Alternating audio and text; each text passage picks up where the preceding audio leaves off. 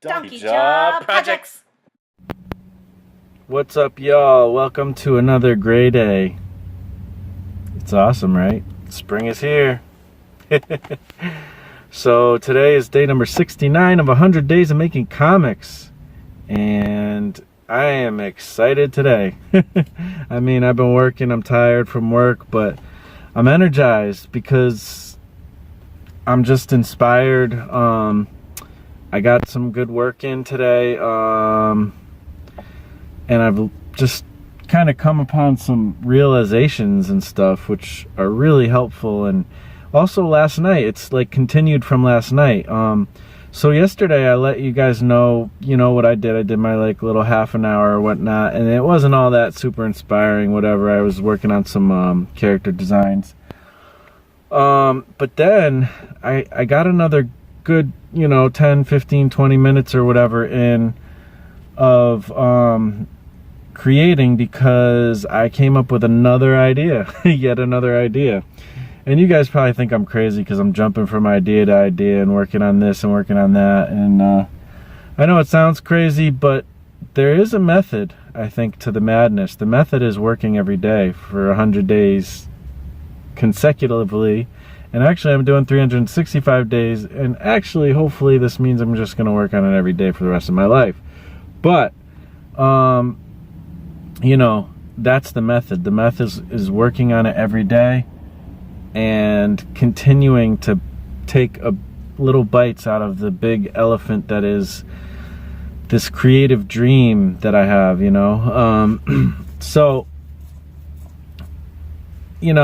maybe that sounds like a crazy method, but to me it works. The fact that I'm just taking massive action, and it might be kind of crazy, but it's going to yield massive results if if God willing, the Lord lets me continue to do this without me crashing my car and dying or something. So that being said, I am super excited, and the idea I came up with last night was, it's crazy because I'm working on something totally different today, so I'm like, I have to remember what was I working on last night.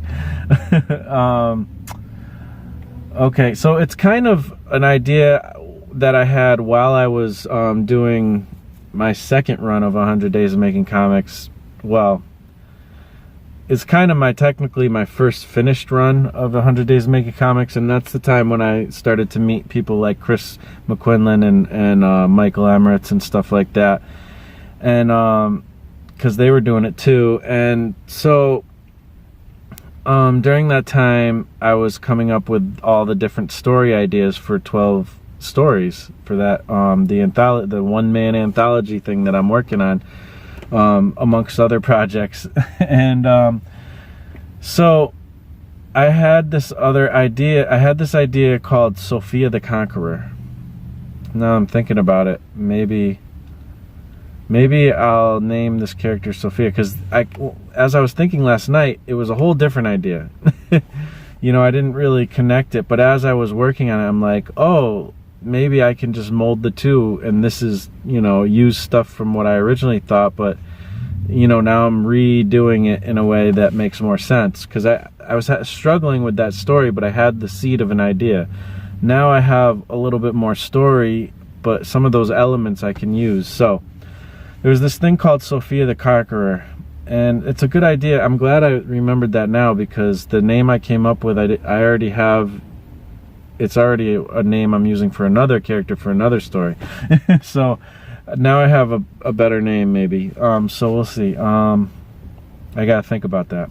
So anyways, Sophia the Conqueror. Basically, it's this idea of this girl who's not exactly a tomboy, but she's a little girl. She's somewhere between, I gotta figure it out, somewhere between like 9 and 13. Young little girl. And she loves comics. She loves like all the epic like movie stories, like the comic book movies that are coming out these days, and she's just super excited about it. And most of her girlfriends aren't really into that kind of thing, and you know, she maybe doesn't play with the boys because they can be too rough or whatever, but she probably does play with them a little bit. But she's mostly kind of on her own because of her situation. Her family's kind of a broken family, but her grandmother kind of watches over her as her family is kind of going into ruin.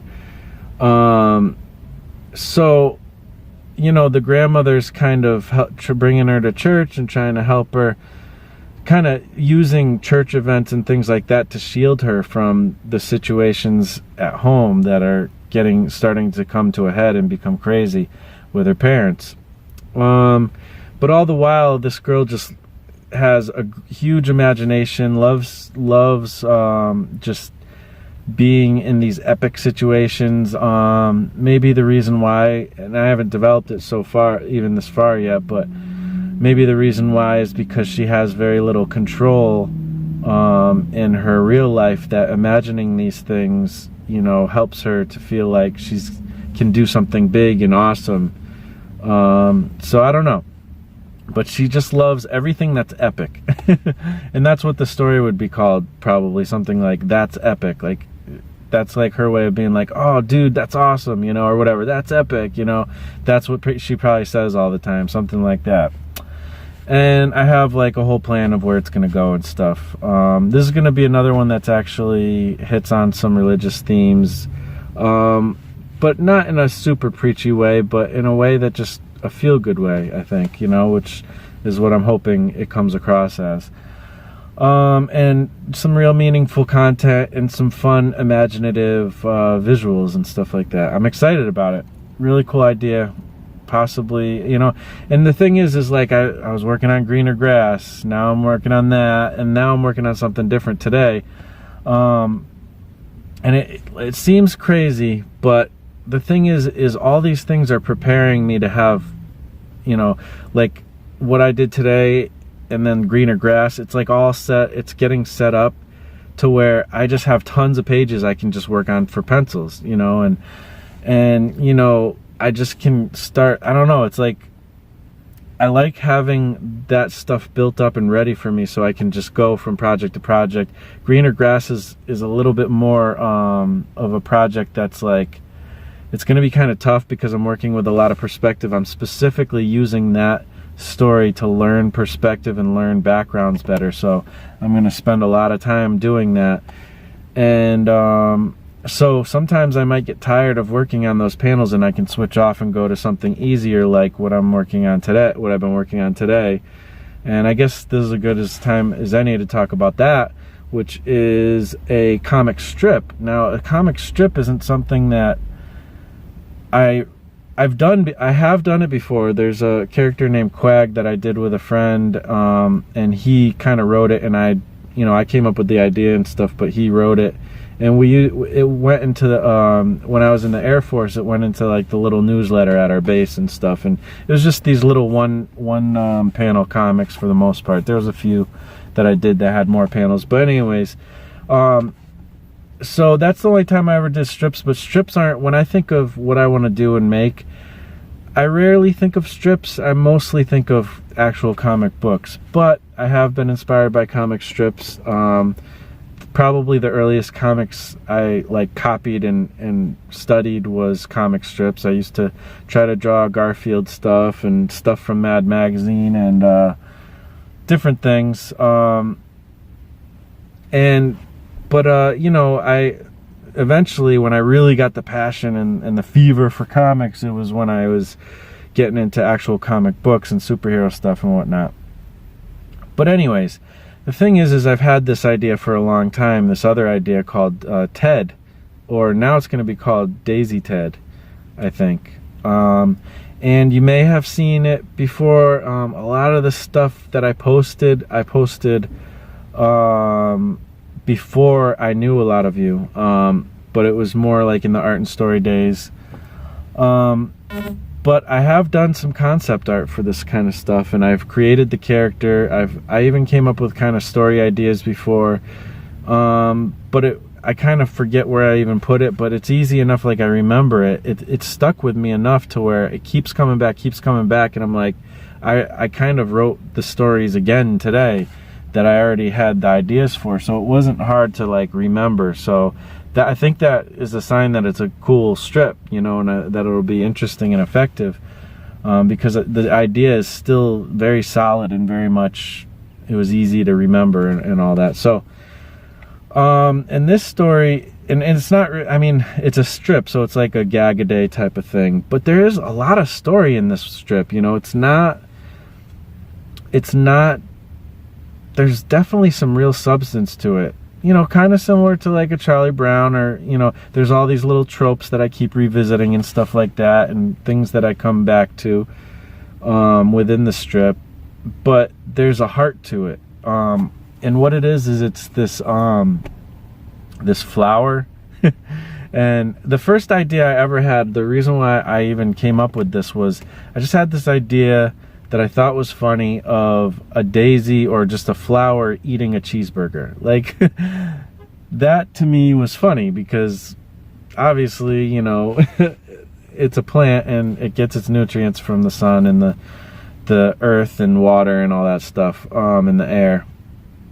And it doesn't eat, first of all, but if it was going to eat, it probably wouldn't eat a cheeseburger, you know. So anyways, so that was just a funny thing to me, and I've drawn it a couple times, that, and then I kind of kept playing around with the design, and I'll still continue to, but I have a basic idea of what the design is. And then I started thinking of other characters, and this was my opportunity to draw in like a really cartoony style, and just have fun with it and be free. And it still is that, which is really cool. And maybe to play around with more of a graffiti style that I have always enjoyed playing around with. And you know, basically the heart of this is, you know, he lives in the field, and all his daisy friends, you know, are happy to like wake up to the day and be extremely joyous and happy and sing to the sun and sing to nature, and that's all they do. They just like have fun and sing. That's what they do. That's their daisies, and that's what they do. And they're excited about being pollinated. Like they just play that role and are happy to just be full of life and part of nature. But he's kind of like, meh, not really into that. He wants to find a purpose in life, and he gets bored with, you know, this whole idea of like singing, and it's just not his bag, you know, it's not his thing. And he's kind of grumpy, he's grouchy. You know, when they wake up super early in the morning, he wants to just kind of sleep in, and doesn't wake up till maybe the afternoon, closer to nighttime, you know. And you know, he just would rather do something else. You know, they're singing these like silly melodies and happy, joyous things, and he'd rather like listen to death metal and hip hop or something like that and do some headbanging. And he wants to find his purpose, so he like tries out different jobs and stuff, you know, and he's having a hard time finding out what his point is. And then he also has some friends, so it's kind of like this, like if a flower was a Beavis and Butthead character, sort of. But there's a heart to it. Like he wants to find his purpose, and he doesn't feel like he fits in anywhere really, and he's kind of finding his tribe of misfits, basically. So that's kind of the heart of it. There's more to it, but that's the basic heart of it. And I just have and the thing is when I think of this and I start to write, I come up with tons of ideas. Like I had too many ideas, I couldn't write fast enough, and I wanted to do this idea and that idea while I was still not finished with the first one. And so I just have a lot of directions I can go, and I feel like every time and anytime I actually sit down to like make this thing happen, I'll be able to just come up with more and more ideas, and cast members are coming easily.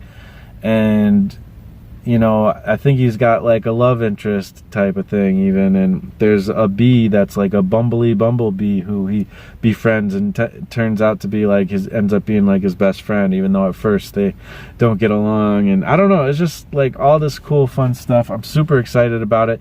And the thing is I've already written the first 3 strips, and then like the other strips I know will come easy. I just couldn't get it out quick enough, and so I wrote the basic synopsis of like these themes, and then I'll just write tons of strips to those specific themes. And there's opportunity to kind of have the fun like fantasy thing where they go into other worlds and stuff, kind of like Calvin and Hobbes and stuff with the imagination stuff. So I already have the first 3 strips written, and I have like, you know, you could get these like comic boards that are already pre-lined out, you know, the regular ones that you can buy at the store. And I also at one point grabbed the same thing but for comic strips.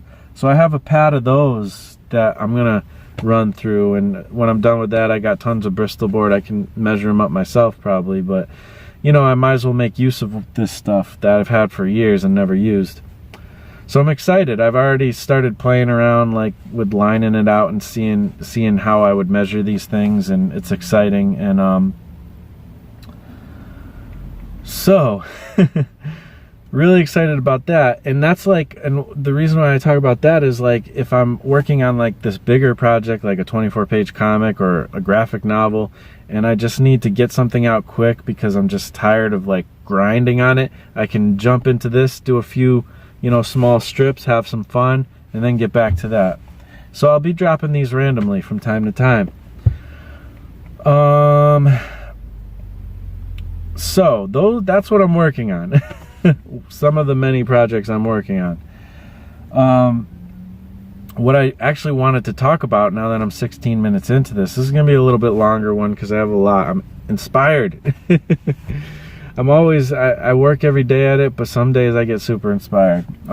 Today's one of those days. So something that I kind of figured out today, the big revelation, is I found out more of my why, to the point where it's really hitting at the core that it's always hard for me, like this idea of what is your why do you want to do this creative stuff so bad, like why is that burning in you all the time? And I always feel like I'm getting close to it, but I'm never getting to the core of it. And today I feel like I got really close to the core of it. Maybe it is the core of it. I think it is, because it's like, and I talk about this a lot, but you know, I'm always kind of around the topic and never quite getting there. And I think I figured it out today, part of it. And this dude that I've been talking about from time to time lately, he did an interview, I don't know if it was last week or the week before, on the Artcasters, Dan Eckes. I didn't know his name before, now I know it. Really cool dude. I've been watching some of his videos, checked out his newsletter, blah, blah, blah. Really excited. I downloaded the launch book that he recommended, and I've been listening to that. And he just was, in one of his videos, he was talking about a bunch of different stuff, but he just said this one little phrase, and you could almost miss it. It's really quick. It's not really super profound, but it clicked something that I haven't, you know, clicked in a long, that just, you know how sometimes somebody says something and it just clicks. And he said, this is the way I prefer to express myself. I don't know if he said it exactly that way, but, you know, and it just made me think, like, that's why I want to make comics. That's why I want to make art. That's why I want to do things that are creative with a story involved, because this is the way I prefer to express myself. Now, in my life, and all of our lives, we constantly are talking, or are, I mean, that's the way we all express ourselves for the most part, unless we do sign language or something like that. But that's the basic way everybody expresses themselves. Some people are really good at it. Some people can really explain, and some people who are artists can do it. Some people, I feel like a lot of artists are maybe not so great at that. I've heard a lot of musicians and artists talk in interviews, and it's like, man, their music is so good, and they really express an amazing point, or they just have, you know, it makes you feel whatever. And then you hear them talk in interviews, and you're like, they don't even know how to talk. Like, not all the time, but a lot. There's been many times, and I feel like I've done that myself many times, not necessarily in interviews, but just trying to explain myself. And, you know, growing up, you know, I always feel like every time I try to express something that I really feel deeply to somebody, just another person, I feel like especially if it's really an important thing, I feel like I can never get the point across the way I really feel it, and the way it really, I can't bring the meaning across like I want to. And I've always felt like, man, if I could just, like I almost want to say to the person, give me an hour, I'm going to write exactly what I mean to you, and then give you the written form of it, and then that'll express it better. And I can't express, because I can take time to think, erase, go back and forth, do some editing, and then I can really get my thought across more clearly and more full. So that's a big part of it. There's like 4 points to this. That's like the first point. I prefer to express myself through art because I can express the more full vision of it, and I can express it more clearly. Number 2 is a lot of times when I talk to people, like in person, I feel like I'm fighting for attention, or I'm waiting for a chance to speak, or when I do speak, people lose interest because I'm not good at the talking, that especially one-on-one, or sometimes I am, sometimes I'm better, sometimes I'm worse, but a lot of times it falls short. I've always kind of been crappy at like telling a story in person. I'm getting better at it. 39 years of life has taught me to do a little better at it in these videos and stuff like that, but still it's not my strong suit. I don't think it ever will be. So I lose people's attention very easily, and because of that I'm not able to express my full vision or my full thought or whatever often, and it doesn't resonate with them the way I want it to resonate with them. So with making art in a story, putting it either through my music or through a comic book or all this stuff, I have the opportunity to take the time to create something really awesome that hits on some emotional levels and is organized and clear to, I'm not good at that yet, but I'll get better and stuff like that. But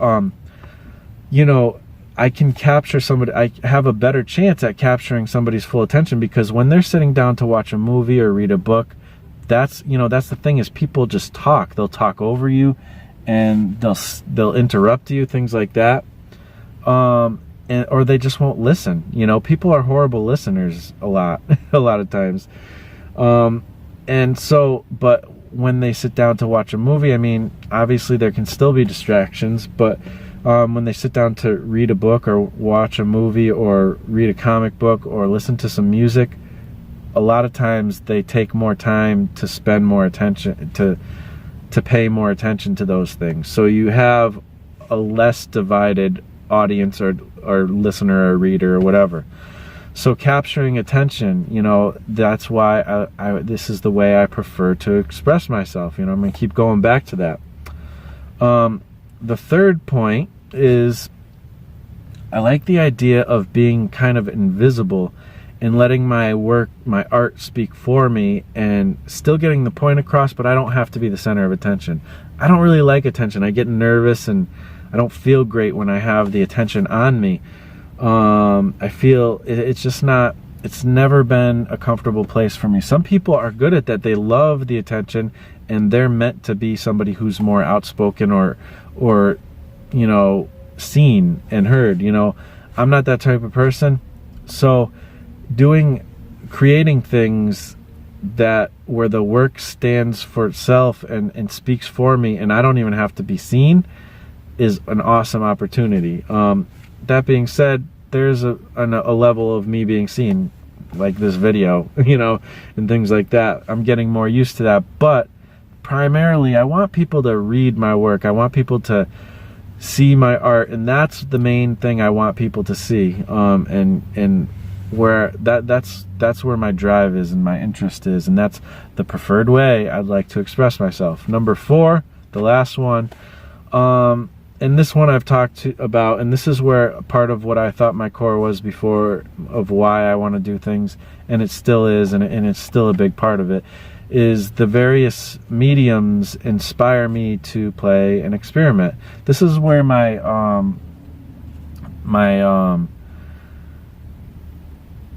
childlike my inner child gets to play. You know, this is the thing that, you know, it excites me to see if I can make a cool scene of people, you know, fighting, or just like an adventure sequence, or just an imaginative environment or something like that. This is the place, or creative characters.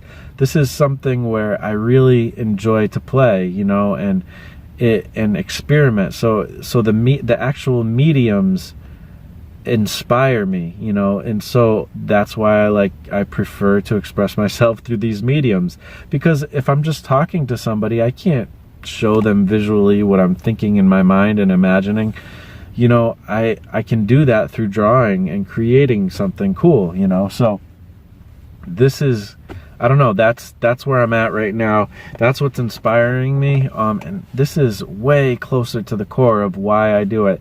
And it's from these weaknesses that, you know, I think being somebody who's been an introvert, you know, it helps. And the thing is, what's interesting is some people aren't introverts. Some people are more extroverted, and they still want to create these kind of things. I wonder why they want to create these things.